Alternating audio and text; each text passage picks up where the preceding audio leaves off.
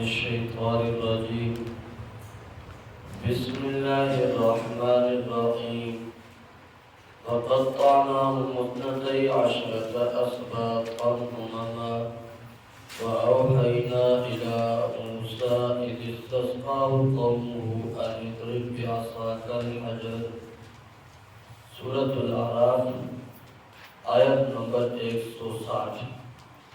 یہاں سے آج کا سبق شروع ہو رہا ہے۔ سورت کا خلاصہ ہر روز درس میں آپ کے سامنے ذکر کیا جاتا ہے۔ اس سورت میں 3 اہم مسئلے ذکر کیے جا رہے ہیں۔ پہلا مسئلہ تسلی برائے رسول کریم صلی اللہ علیہ وسلم اور تبلیغ کے لیے بہادری کا بیان۔ دوسرا مسئلہ وحی الہی کی تابعداری کا حکم۔ میرے نبی کریم صلی اللہ علیہ وسلم وحی الہی کی تابعداری کر جس طرح حضرت آدم علیہ السلام نے کی تھی۔ تیسرا مسئلہ توحید کا بیان۔ میرے پیارے پیغمبر صلی اللہ علیہ وسلم تبلیغ کر اللہ کے توحید کے مسئلے کی، اللہ کی توحید کی دعوت لوگوں تک پہنچا، اور اس کے لیے بطور نمونہ حضرت موسیٰ علیہ السلام کا واقعہ بڑی تفصیل کے ساتھ ذکر کیا جا رہا تھا، جو تقریباً مکمل ہونے والا ہے۔ یہاں سے بنی اسرائیلیوں کے لیے 4 نعمتوں کا ذکر ہے بطور احسان کہ بنی اسرائیلیوں اللہ نے تمہارے اوپر یہ نعمتیں کی ہیں، اس کے باوجود تم اللہ کے ساتھ اوروں کو شریک بناتے ہو۔ نمبر 1 وَقَطَّعْنَاهُمْ اثْنَتَيْ عَشْرَةَ أَسْبَاطًا أُمَمًا وَقَطَّعْنَاهُمْ، اور ہم نے تقسیم کیا تھا ان کو اثْنَتَيْ عَشْرَةَ أَسْبَاطًا، 12 قبیلوں کے اندر، 12 خاندانوں میں، امما جماعت در جماعت، یعنی 12 خاندان اور 12 قبیلے ہم نے ان کے بنا دیے تھے، اور ہر ایک قبیلہ جو تھا وہ ایک بہت بڑی جماعت تھا۔ وَأَوْحَيْنَا إِلَىٰ مُوسَىٰ، اور ہم نے وحی کی تھی موسیٰ علیہ السلام کی طرف، اِذِ اسْتَسْقَاهُ قَوْمُهُ، جب مانگا موسیٰ علیہ السلام سے قومہ، اس کی قوم نے پانی۔ قوم نے کہا کہ پانی نہیں پینے کے لیے۔ یہ بات یہ تھی کا واقعہ جب فرعون کو غرق کر دیا گیا، اور بات یہ تھی کہ اندر چلے گئے، پینے کے لیے پانی نہیں تھا۔ تو اللہ فرماتے ہیں ہم نے وحی کی، کیا وحی کی؟ اَنِ اضْرِب بِعَصَاكَ، یہ کہ تم مار اپنی لاٹھی کے ساتھ الحجر،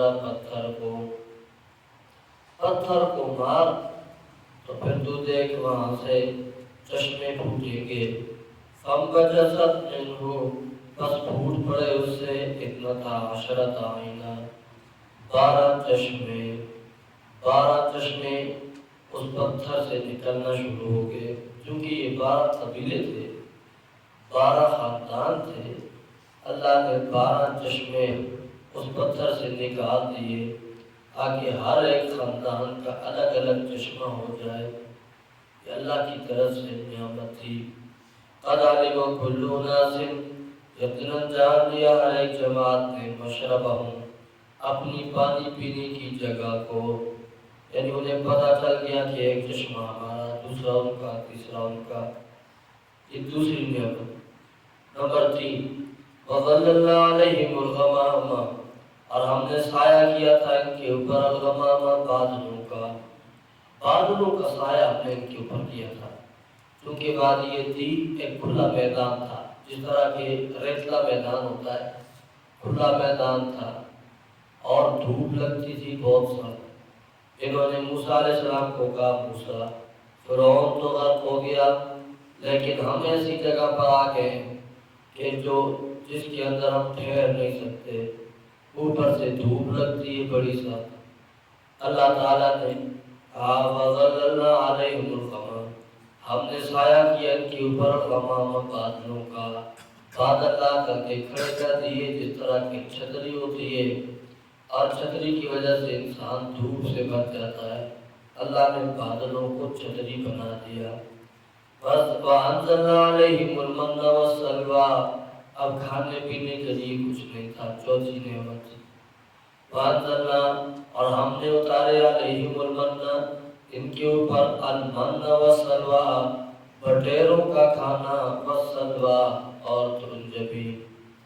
بٹیرے پکے پکائے آسمان سے نازل ہوتے، اور ترنجبی میٹھا حلوہ، مٹھاس، میٹھی چیز جس طرح کے برف باری ہوتی ہے اور یہ بالکل نرم نرم ہوتی، اسی طرح یہ میٹھی سی غذا تھی جو اللہ آسمانوں سے نازل کرتا تھا، درختوں کے ساتھ پتوں کے ساتھ چپک جاتی تھی اور یہ کھا لیا کرتے تھے، یہ اللہ کی طرف سے غذا تھی۔ اور یہ موسیٰ علیہ السلام کی معجزے کے اندر اختیار نبی کا نہیں ہوتا، معجزے کے اندر اختیار اللہ کا ہوتا ہے۔ معجزہ اس کو کہتے ہیں کہ ایک وہ کام جو عادت کے مطابق نہ ہو، معمول کے مطابق نہ ہو، لیکن اللہ کسی نبی کے ہاتھ پر وہ ظاہر کر دیتا ہے، اس میں کمال نبی کا نہیں ہوتا، اختیار نبی کا نہیں ہوتا، کمال بھی اللہ کا ہوتا ہے اور اختیار بھی اللہ کا ہوتا ہے۔ اللہ فرماتے ہیں میں نے من و سلویٰ ان کے اوپر نازل کیے، بٹیروں کا گوشت کھاتے تھے اور ترنجبین کھاتے تھے۔ ہم نے کہا کلو کھاؤ من طیبات ما رزقناکم، ان پاکیزہ چیزوں میں سے رزقناکم جو ہم نے تم کو رزق دیا۔ وما ظلمونا، انہوں نے ظلم نہیں کیا ہمارے ساتھ، ولکن کانوا انفسہم یظلمون، لیکن یہ اپنی جانوں کے اوپر ظلم کرتے تھے۔ کا مطلب اتنی نعمتیں ہم نے کی اور اس کے باوجود انہوں نے نافرمانی کی، ہمارے ساتھ تو کچھ ظلم نہیں کیا، ظلم کیا تو اپنے آپ کے ساتھ کیا۔ وَإِذْ قِيلَ لَهُمُ اسْكُنُوا هَٰذِهِ الْقَرْيَةَ وَكُلُوا مِنْهَا حَيْثُ شِئْتُمْ۔ اب اللہ فرماتے ہیں کہ میں نے اتنی بہترین نعمتیں کی تھی، لیکن آگے ان کی نافرمانی دیکھو۔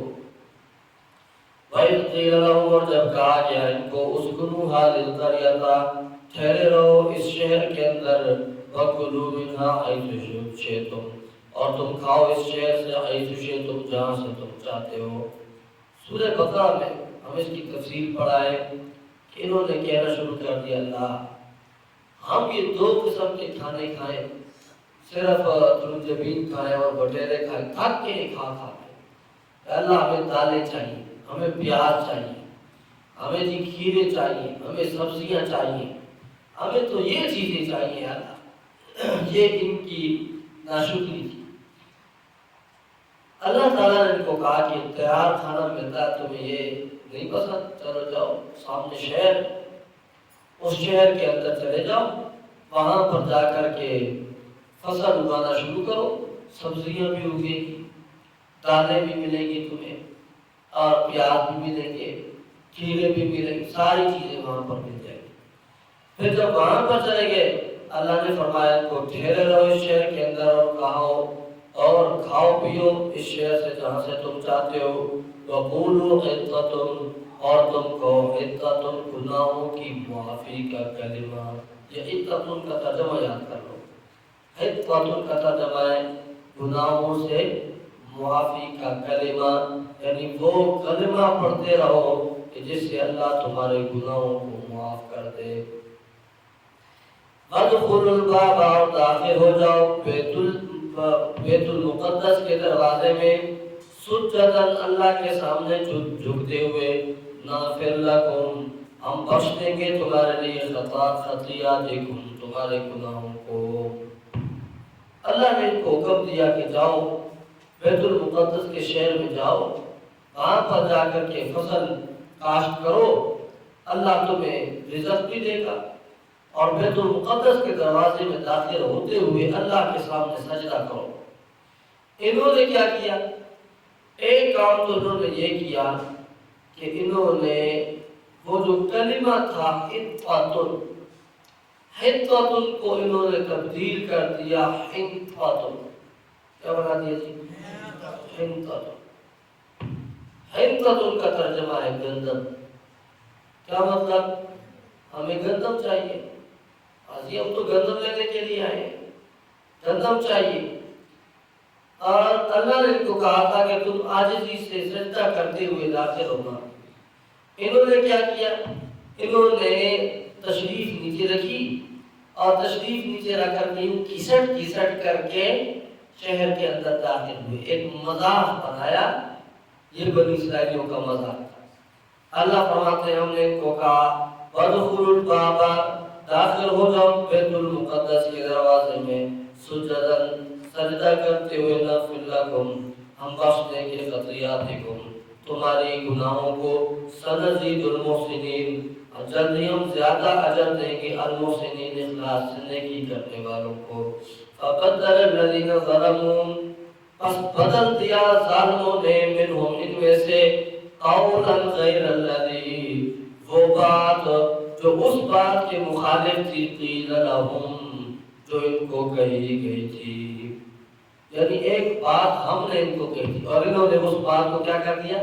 تبدیل کر دیا۔ ہم نے ان کو کہا تھا حنطۃ کا مطلب یہ کہ کلمہ استغفار پڑھو، معافی کا کلمہ پڑھو۔ انہوں نے اس کو تبدیل کر دیا، حنطۃ سے حنطۃ بنا دیا۔ حنطۃ، ہمیں جی گندم چاہیے۔ فارسلنا علیہم، پس ہم نے اتارا ان کے اوپر، رجزا من السماء، ایک عذاب کا ٹکڑا اوپر آسمان سے، بما کانوا یظلمون، اس وجہ سے کہ یہ ظلم کرتے تھے۔ آسمان سے عذاب کا ٹکڑا آیا۔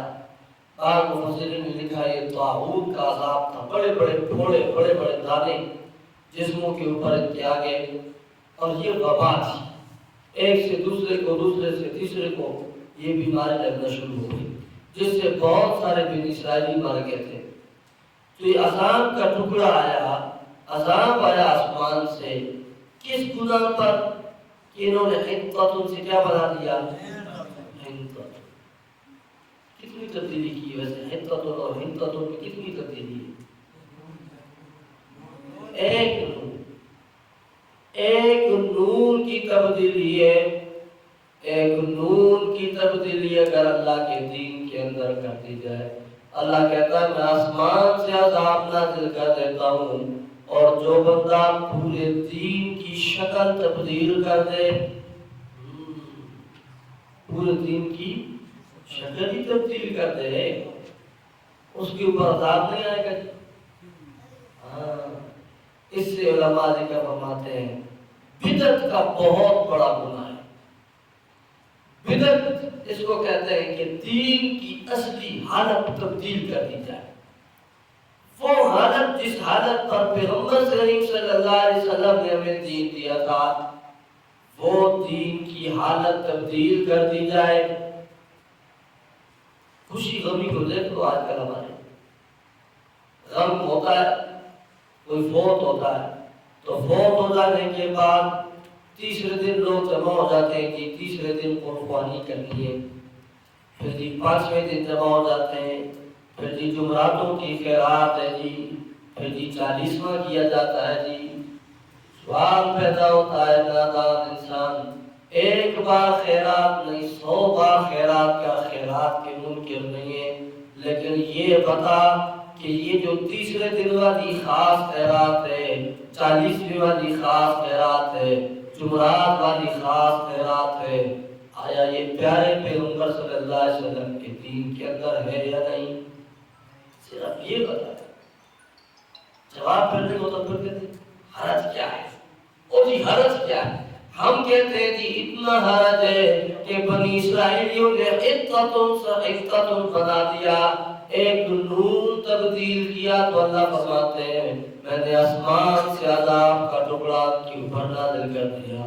بس یہی فرق ہے کہ تم نے نون نہیں بلکہ پورا دین تبدیل کر دیا، تو پھر بھی تم یہ کہتا ہے کہ جی میرے اوپر عذاب نہیں آئے گا، کیسے عذاب نہیں آئے گا؟ اس لیے بدعتی علماء نے لکھا ہے کہ وہ بندہ کہ جو زانی ہو، شرابی ہو، چوری کرنے والا ہو، ڈکیت ہو، وہ امید ہے کہ کسی دن توبہ کر لے، امید ہے کہ کسی دن وہ توبہ کر لے۔ کیوں؟ اس لیے کہ اس کے اندر بیٹھا ہوا ضمیر اسے آواز دیتا ہے کہ اوے دادا، یہ جو تو کام کر رہا ہے یہ کام غلط ہے، یہ کام غلط ہے، یہ کام نہ کر، لیکن کر رہا ہوگا۔ اندر سے اسے آواز آتی ہے یہ کام نہ کر، یہ کام غلط ہے۔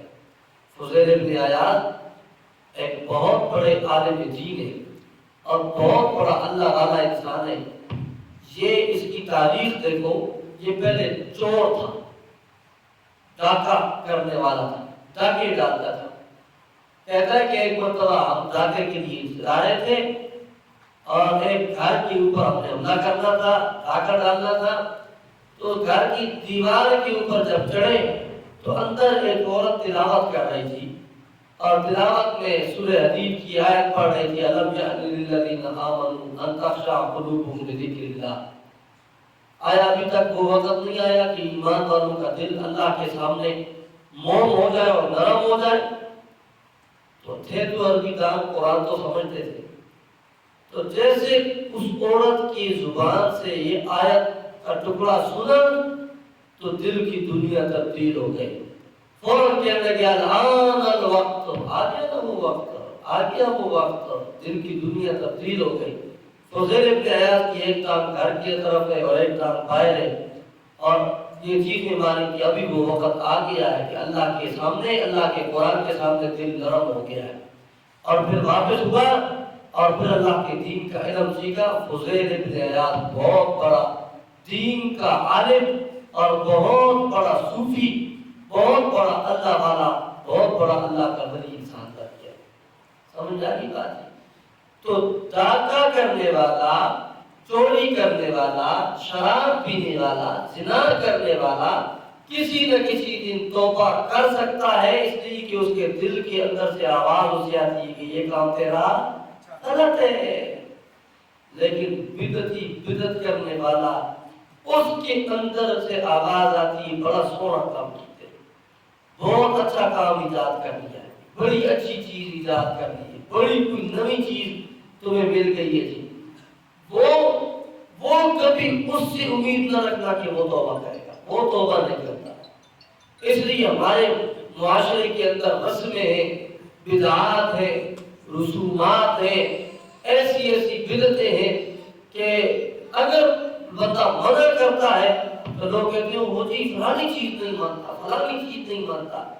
حالانکہ تھوڑا سا خود اپنے دیکھو، ہم لوگ نماز پڑھتے ہیں، ہمارے یہاں لوگ کیا کرتے ہیں، نماز پڑھنے کے بعد سلام پھیرنے کے بعد شروع ہو جاتے ہیں کلمہ اونچی آواز سے، اونچی آواز سے 3 مرتبہ کلمہ پڑھیں گے اللہ کے بندوں۔ کلمہ جائز ہے، کلمہ تو ہے ہی دین کی ابتدائی اینٹ کلمہ ہے، لیکن بات یہ ہے کہ آیا ہم صحابہ اکرام سے زیادہ عاشق رسول ہیں؟ بولو، صحابہ اکرام سے زیادہ عاشق رسول ہیں؟ ہمارے تو دین کی ابتدا اور انتہا وہ ہے جو پیارے پیغمبر صلی اللہ علیہ وسلم نے ہمیں بتائی ہے، اور پیارے پیغمبر صلی اللہ علیہ وسلم کی 23 سالہ نبوت کی زندگی کے اندر جو 10 سالہ زندگی مدنی زندگی ہے، جب سے نماز فرض ہوئی ہے، باجماعت نماز ادا ہوئی ہے، آپ دیکھ لیں اس میں دن میں 5 مرتبہ نمازیں پڑھی گئی۔ پیغمبر کا کوئی ایک صحابی نقل نہیں کرتا کہ اللہ کا پیغمبر سلام پھیرنے کے بعد اونچی اونچی آواز سے کلمہ پڑھتا تھا یا صحابہ کلمہ پڑھتے تھے۔ جب انہوں نے نہیں پڑھا تو یہ نہ پڑھنا بھی یہاں پر دین ہے، یہ نہ پڑھنا بھی یہاں پر دین ہے۔ جہاں پر پڑھا وہاں پر پڑھنا دین ہے، جہاں پر نہیں پڑھا وہاں پر نہ پڑھنا دین ہے۔ یہ طریقہ سیکھ لو۔ ہمارے دین کا امتیاز ہے باقی دینوں سے کہ جو کام پیغمبر نے چھوڑا ہے اپنی زندگی کے اندر نہیں کیا دین سمجھ کر کے، اس کام کو دین سمجھ کر کے نہ کرنا، یہ دین ہے۔ سمجھ آئی بات؟ ہاں ایک کام وہ ہے جو دین کے سمجھ کر نہیں کرتے لوگ، دنیا کے کام ہے. گاڑیاں اس وقت نہیں تھی ابھی استعمال کی جاتی ہیں، ایندک اس وقت نہیں تھی ابھی استعمال کی جاتی ہے، اس قسم کا لباس اس وقت نہیں تھا ابھی استعمال کیا جاتا ہے. لیکن اس کو دین نہیں سمجھا جاتا، یہ تو ایک دنیا کی چیز ہے، تو لہٰذا اس کے اوپر بدعت کا فتویٰ بھی نہیں ہے. دین سمجھ کر کے دین کے اندر، یہ دو چیزیں یاد رکھیں، ایک دین کے اندر اور دوسرا دین سمجھ کر کے جو کام کیا جائے اور پیغمبر کے صحابہ سے وہ نقل نہ ہو تو وہ دین ہو سکتا نہیں ہے. حضرت عائشہ فرماتی ہے من احدث فی امرنا ما لیس منہ فہو رد. جو بندہ ہمارے دین کے اندر کوئی نیا کام ایجاد کرتا ہے جو اس دین کا حصہ نہ ہو تو وہ رد ہوگا، مردود ہو جائے گا. اللہ پاک کی توفیق.